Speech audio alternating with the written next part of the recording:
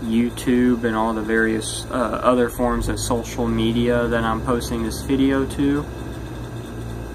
And my cat wants to be in the video for some reason. He just wanted to pop up here, say hi, Fuzzy. Good cat. Anyways, that was Fuzzy. Let me put him down. Get down now. The topic of this video is, Halloween season is upon us once again. And there's usually always one thing or one discussion that always gets brought up between people I know. And since it's Halloween, a lot of people are watching, Halloween movies. And everybody talks about how either they love the Rob Zombie one or they hate the Rob Zombie one. There's back and forth on it. So I just kind of want to give my own thoughts on it. Well, my thoughts on the Rob Zombie's Halloween movies are, to me, I don't really consider them Halloween movies. I know that kind of angers some people I know who are fans of the Rob Zombie films and also a fan of the original franchise. I just feel that, there's people of the original franchise who would agree with me. I feel that those films, to me, they don't feel like Halloween. And that's not just for the Rob Zombie ones, that's also for some of the sequels too. A lot of the sequels do not feel like Halloween movies.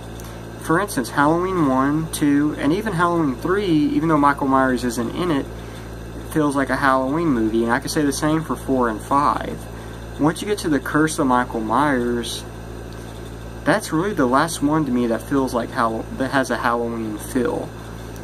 Halloween Resurrection doesn't really feel like a Halloween movie to me. Halloween H2O doesn't really feel like a Halloween movie to me. I really feel like the Halloween films had a purity that was lost as it went on. I don't totally hate the Rob Zombie movies. I mean, they're definitely good for whenever you're drinking.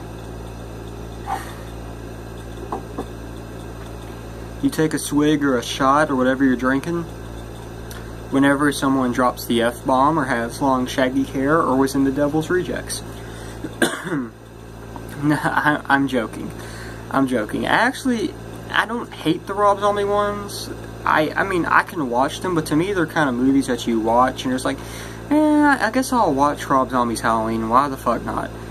And you watch it, but it doesn't connect with you, you're just kind of, it's just playing, and you're just kind of, killing time. But with the original one, which I have, well, that's really handy. I have the original on Blu-ray, and it's in this really nice digibook. I'm invested in this one. I actually invested in it. I feel suspense. And there's actually, I watched this recently with the commentary by a podcast I like called The Sausage Factory.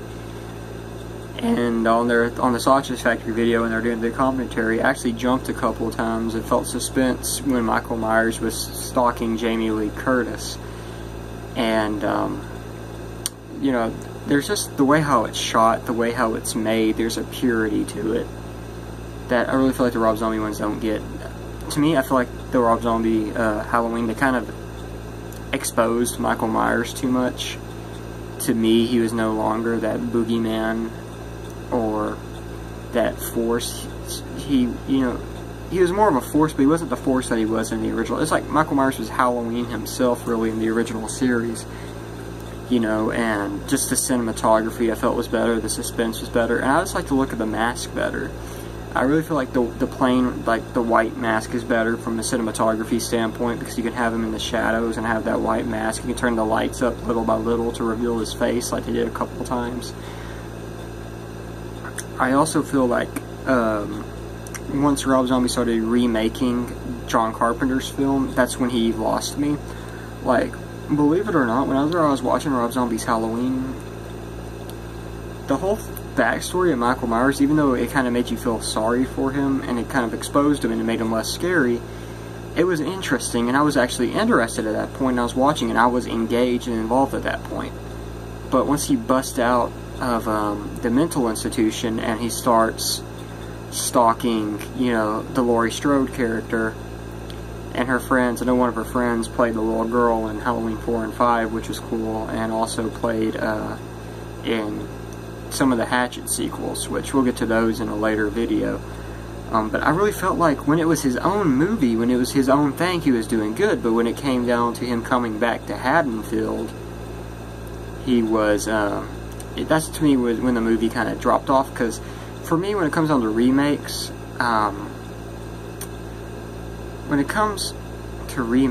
you kind of have to make it your own film. I really do believe that. I think if you're trying to copy someone or imitate someone, it's not gonna work out that great for you. Sorry, I kind of just have to rock and move whenever I talk. I know it's kind of weird. I just do that. I really think that Malcolm McDowell was a good choice for Dr. Loomis. Some people love him, some people hate him. I actually like it. And I really think what he has is what Donald Pleasence had going for him in the original series. Was I don't know if he's English, but he kind of has that British kind of English accent to him. And that's just kind of, you know, what I like. I kind of like that kind of accent he had to him, and I thought he did a good job of playing Loomis. And they did turn him into a bit of a cunt in the second movie. You know, he's kind of turns into almost like this, you know, celebrity, and he doesn't really care about helping people at that point. He's just more of just kind of a money whore. But then he kind of changed his ways and shows off with Michael Myers at the end of Rob Zombie's Halloween 2, which I don't really hate that movie either. And one thing I noticed about these Halloween movies is if you listen to the commentary track, it sounds like Rob Zombie, but the studio made him make the movies. The studio is why it turned out the way it did. It seems to me he wanted to do his own thing with it, but they kept telling him make it more Rob Zombie, and he didn't really know what that meant. So he just kind of had to add some of his music video kind of feel to it.